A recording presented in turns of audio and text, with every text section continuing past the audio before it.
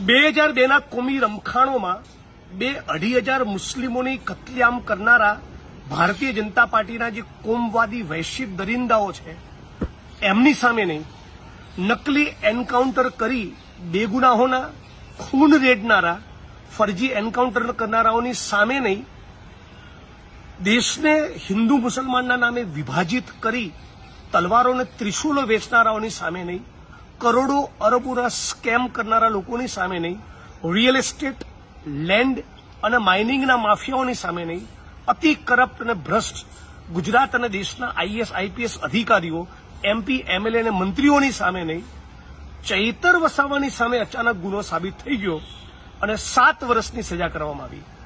ગજબ કહેવાય નહીં? આખું ગુજરાત અને દેશ ભારતીય જનતા પાર્ટીના કાળા કામ અને આ ધંધાને જોઈ રહ્યું છે.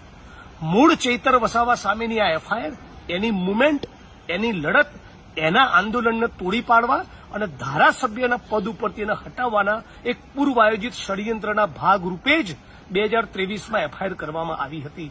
એટલે હું આને ન્યાયતંત્રનું સન્માન કરીએ છીએ, પણ આ ચુકાદા સાથે બિલકુલ સહમત નથી અને ભારતીય જનતા પાર્ટીનું આજે જેને કહેવાય નીચ કક્ષાનું જે ચરિત્ર બની ગયું છે કે આખું વિપક્ષ ગમે તે કરીને ખતમ કરો.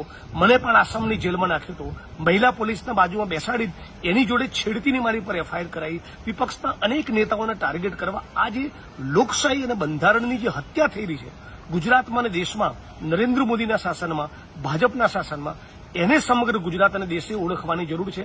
સાથી ચૈતર વસાવાને 7 વર્ષની સજા થવી એ લોકતંત્રની હત્યા છે.